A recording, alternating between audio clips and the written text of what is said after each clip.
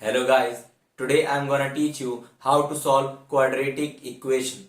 क्योंकि NEET JEE की exams में कई बार ऐसा होता है कि हम पूरा कॉन्सेप्ट लगा देते हैं, हमें सब कुछ आता है, लेकिन लास्ट में क्वाड्रेटिक इक्वेशन आ जाती है जो मैथमेटिक्स का पार्ट है और हमें उस वक्त में सॉल्व नहीं हो रही होती है, तो हमारे सवाल छूट जाते हैं। क्लास में टीचर पूछता है आंसर क्या आया, हमारा आंसर लास्ट तक पहुंच जाता है, लेकिन क्वाड्रेटिक सॉल्व ना होने की वजह से हम आंसर नहीं दे पाते। तो उन सभी प्रॉब्लम का सोल्यूशन यहाँ पे है। चलिए क्वाड्रेटिक सॉल्व करते हैं। मैं आपको सिखाता हूँ कैसे सॉल्व की जाती है क्वाड्रेटिक इक्वेशन।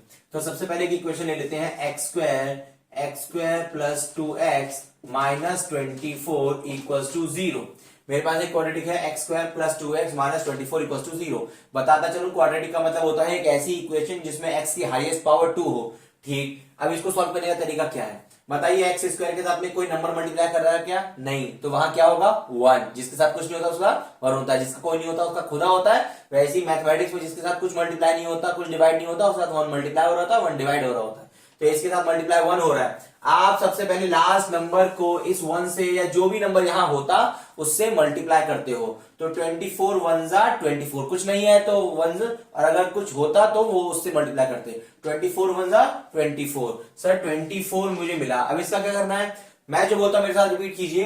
24 1 जा 24, 24 के ऐसे दो पार्ट करने हैं जो मल्टीप्लाई करके तो 24 आता है बट माइनस करके 2 आता है। यहां माइनस था तो मैंने बोला माइनस करके, यहां प्लस होता तो मैं बोलता प्लस करके। 24 1 जा 24, 24 के ऐसे दो पार्ट करने हैं, ऐसे दो टुकड़े करने हैं जिन्हें मल्टीप्लाई करके तो 24 आए लेकिन माइनस करके 2 आए। तो मैं देखता हूं, सर मैं 8 3 जा 24 कर सकता हूं, बिल्कुल कर सकते हो, लेकिन क्या 8 माइनस 3 2 होता है? नहीं सर, नहीं होता। सर 6 4 जा 24 होता है? हाँ होता है, लेकिन क्या 6 माइनस 4 2 होता है? हाँ सर होता है, यानी ये यूज कर सकता हूं मैं। तो मैं लिखूंगा एक्स स्क्वायर प्लस, अब इस 2x की जगह पे मैं 2x नहीं लिखूंगा, ये लिखूंगा, क्या लिखूंगा 6x minus 4x minus 24 equals to 0। अब क्या करेंगे, इनमें कुछ कॉमन है क्या? वो कॉमन ले लो। तो इनमें सेम क्या है, इसके पास भी x है, इसके पास भी x है। क्या इसके पास 6 है? नहीं, लेकिन इसके पास 6 है। तो जो चीज कॉमन हो वो लेंगे। मैं इन दोनों के पास में से x कॉमन ले लूंगा। मैंने x कॉमन ले लिया, x कॉमन लिया तो यहां से x की 2 पावर है, एक मैंने कॉमन ले ली, बची 1 पावर प्लस 6x में से x चले गया तो बचा सिर्फ 6। ओके, इन दोनों के पास माइनस कॉमन है, माइनस ले लिया। ये भी 4 के टेबल में आता है, ये भी 4 के टेबल में आता है, 4 कॉमन ले लिया। तो यहां क्या बचेगा, इस पूरे टर्म में से -4 तो चले गया, बचा x, माइनस कॉमन ले लिया। 24 में से 4 कॉमन लेंगे, कॉमन लेने का मतलब होता है डिवाइड करना।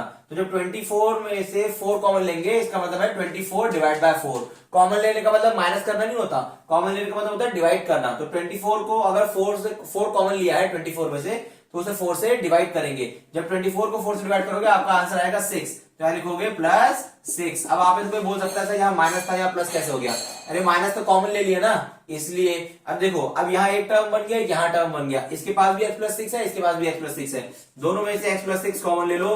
यहां से भी x प्लस 6 कॉमन ले लिया, तो अगर यहाँ इस टर्म में से x प्लस 6 कॉमन ले लिया तो बचा x, और इस टर्म में से x प्लस 6 कॉमन ले लिया तो बचा -4। अब मेरे पास दो इक्वेशन आ गई, मैं इसको इक्वल टू 0 रखूंगा, फिर इसको इक्वल टू 0 रखूंगा। जब x प्लस 6 इक्वल टू 0 रखूंगा तो x की वैल्यू आएगी -6, क्योंकि 6 यहाँ पॉजिटिव है, इक्वल के उधर भेजेंगे नेगेटिव। ऐसे ही जब मैं x माइनस 4 इक्वल टू 0 रखूंगा तो x की वैल्यू आएगी +4, क्योंकि x की वैल्यू यहाँ 4 माइनस है, 4 नेगेटिव हो जाएगा, पॉजिटिव हो जाएगा। तो x की दो वैल्यूज आ गई।